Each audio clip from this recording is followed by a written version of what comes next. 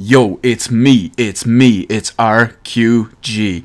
Kind of feeling the new intro at the moment because I'm living in the past with some wrestling stuff going on. Kind of inspired by DDP, you know how it is. So what are we looking at today anyway? Well, we are going to take a look at Microsoft and their exclusive situation, or their lack of exclusive situation. And this is the perfect time to do so because E3, the biggest show of the year, usually when you get all the new announcements, the new updates, the new release dates, whatever, is just over a month away. That's when we're going to find out about all this new stuff that have been potentially in the works, that we all want to hear about, that we all hope for. That's all going to happen in about 5 or 6 weeks from now. So this gives us the perfect opportunity to analyze Microsoft's situation and, well, their lack of exclusive problem. Now, the reason why I say Microsoft exclusives is because, let's face it, the last time Xbox or Xbox One had an exclusive was back in 2015. That's right, 3 years ago, the last official Microsoft/Xbox One exclusive was Halo 5 Guardians. Since then, everything else has come out on PC same day. Forza games, Gears of War 4, Halo Wars 2, and Sea of Thieves. Gives you a perfect idea of what their situation is when it comes to exclusives. And the big thing is we all know that Microsoft have been criticised in the quality of their exclusives, especially in comparison to what Sony and Nintendo have been putting out over the last few years. Granted, they don't appeal to me personally, but you've got games along the lines of Uncharted 4, Horizon Zero Dawn, and more recently God of War. And of course the upcoming Detroit Become Human, which I am interested in, and eventually, whenever it does come out, The Last of Us 2, which I'm also interested in. And then you've got the Nintendo staples, Legend of Zelda Breath of the Wild, and Super Mario Odyssey. These two games speak for themselves. And what have Microsoft had in the last few years? Gears of War 4, decent game mind you, I do frequently play it. But other than that, what have they had? A new Forza every year. And let's look at 2018 in particular. We've got Sea of Thieves, Strike 1, the upcoming and terrible looking State of Decay 2, probably Strike 2, and assuming it doesn't get cancelled because it looks terrible, Crackdown 3. aka Strike 3. Now, despite what it may have sounded like, I don't actually know much about baseball, other than there's a bunch of guys all on steroids, and 3 strikes and you're out. And Microsoft have already been running out of players at this point. Between cancelling games and series and all that, along the lines of Fable and Scalebound, closing down studios, and just delay after delay of games, and generally the games they've been releasing the last while aren't even great. Sea of Thieves looks like the biggest dud since maybe Destiny 2. A lot of people have been calling it No Man's Sea. As for State of Decay 2, there's basically no one hyped up for that game. Except for 1 or 2 people out there who were pushing buttons, but there was nothing they could do, their inputs were dropped. From all the online combos, wow dude, nothing I could do, it is what it is, but I digress. And I don't think I've seen anyone other than an extreme fanboy talk about Crackdown 3 in a positive way. It looks like a late release 360 game. So where does that leave Microsoft anyway, especially when it comes to this generation?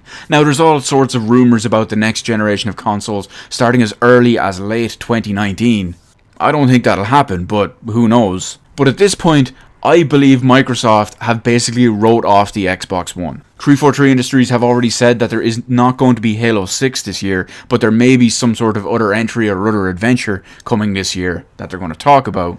Who knows what that might be? Hopefully it's a Master Chief Collection port, or a Halo 5 port, or both to PC, or maybe even Halo Reach Remastered. But with E3 just around the corner and Microsoft in such a precarious position, what's going to happen? Sony are outselling them 2-1. Sony have about 79 million consoles sold, and Microsoft has 35 million. So they're over twice as many sales to the Sony cap. And to be completely honest, Microsoft cannot pull this back. It's over for them this generation. And unfortunately, it's been over since announcement, since day one. They stumbled right out of the gate because of Don Matrick and whoever else was involved with the whole Kinect and one entertainment system for your room. They just shot themselves in the foot, fell down a hill, and just completely snowballed from there. But let's face it, no matter what Microsoft announce, cannot save them, cannot recover what they have. Let's be real, if they announce Halo 6 this year, just by some magical reason, and it actually comes out this year, you are absolutely not going to have 50 million new people buying Xbox Ones just for that game.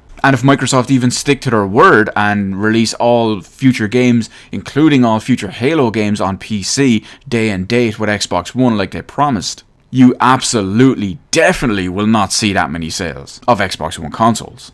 So what do I think we're going to see over the next, let's call it 2 or 3 years? We'll see a new Forza game every year like we usually do. We might see a spin-off game in the lines of possibly Halo Wars 3, or maybe a spin-off game of Halo developed by a smaller team or someone else, or a spin-off or a smaller game of Gears of War, leaving all the other main teams to focus on the new big proper projects that we'll see 2, 3, maybe 4 years from now. Unfortunately, that probably also likely means they will be launch or post-launch, very close to post-launch of the new Xbox console. Which, yes, is a huge slap in the face, but at this point I firmly believe Microsoft had the Xbox One just on live support. Just like Nintendo did with the Wii U, when it got something like 6 games over the course of 2 years, and something like 1 first-party game a year. I think they've basically just given up and are just giving the appearance of just supporting it, but realistically not, and focusing all of their efforts elsewhere. Going into the next generation, I do believe that Microsoft are actually going to diversify and keep diversified like they are now. Because at the start of this generation, Microsoft had all their eggs into one basket, the Xbox One basket if you will, and they dropped that basket, breaking most of their eggs. So I think going forward, they're going to expand upon that. There's a big rumor about the whole cloud-based gaming thing. I'm not going to touch on that at the moment because there's just way too many speculations about it and no actual info. But from now on, Xbox might be a combined platform forever of whatever their current console is and PC. Which I'm perfectly okay with, to be honest, because I would prefer to game on PC. And I like Halo, and I like Gears of War. So it's going to be curious what E3 actually has for us this year, at least from Microsoft's side of it. There is that weird kind of floating around rumor about Capcom and some sort of action-adventure game in development that's oddly enough listed only for Xbox One, Nintendo Switch and PC, but not PS4, which is very curious. Some people speculate it's actually Resident Evil 2 remake, but Microsoft would have had to pay a fuckload of money to keep that off PlayStation. Something like that is going to sell probably 10 plus million copies very quickly. So the amount of money Microsoft would need to pony up to get that would be absolutely ridiculous.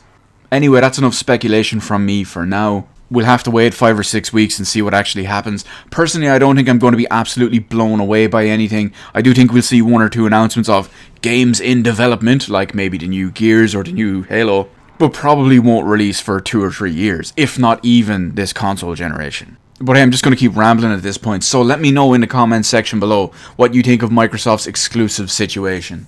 Because realistically, it's not a good one. Do you think it's going to be saved this year at E3? Obviously, Microsoft can't pull it back, but do you think it will give them a significant boost over the, let's call it lackluster setup they have at the moment? Anyway, let me know all of that in the comments section below. Hit the appropriate button to let me know how I did on the video. While you're at it, hit the subscribe button and maybe even turn on the notification bell. Even though YouTube probably still won't send you all the notifications, but hey, at least you can say you tried. Thank you for watching, I will see you in the rest of the videos in my channel.